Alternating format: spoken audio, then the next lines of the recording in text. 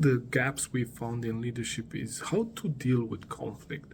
And there's a gap between what we be taught to be doing. We talk about conflict resolutions. So we are told as a leader you should avoid conflict, you should solve conflicts when they arise in your team. Conflict resolution is one of the leadership skills we learn.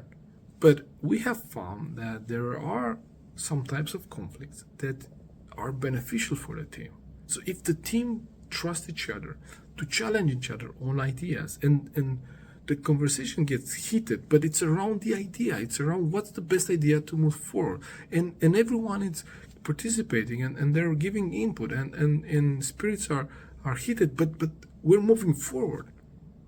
That's the best type of conflict you can have in your team.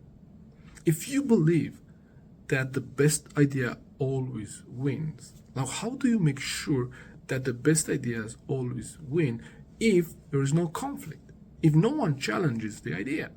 Imagine this. Someone comes up with the idea and say, hey, I think we should do that. And no one challenges them. Everyone say, yeah, perfect, yeah, let's do it, yeah. Or just say nothing. There is only two situations possible. One, the idea is so good that no one has anything to add, which is very unlikely. And the second one is that people are not engaged and they don't really care.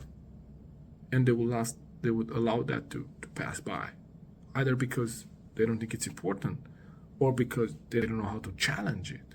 So as a leader, you have to set the stage for that kind of challenging situations to happen if you really believe that the best idea should win.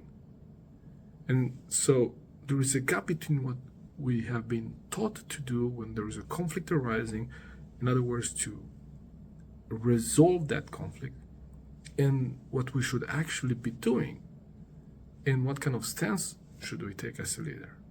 Do you need to step in when the conflict arises? I'm not sure. Should we allow the team to kind of unravel that conflict? Perhaps. Maybe it's going to something constructive. Maybe we're really going to be challenged in some areas that we haven't been challenged before. It's uncomfortable, absolutely. But at least we see who's on board and who's not, who's on which side, and we know how to tackle that in the future. And some conflicts, they have to happen. Like, it's better to have them now than later when stakes are higher.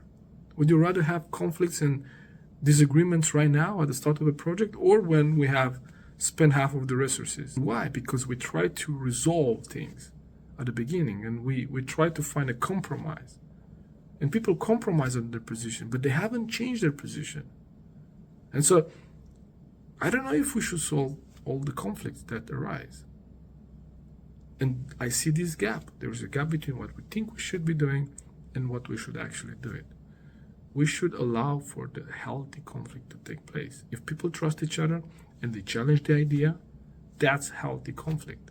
If people hit up and you have conversations in different directions and it's still focused on the technical side, it's not sending arrows to people and pointing at each other, it's good conflict. So we should not resolve that conflict. We should allow it to unravel, to see what will be some of the outcomes that we can get out of that.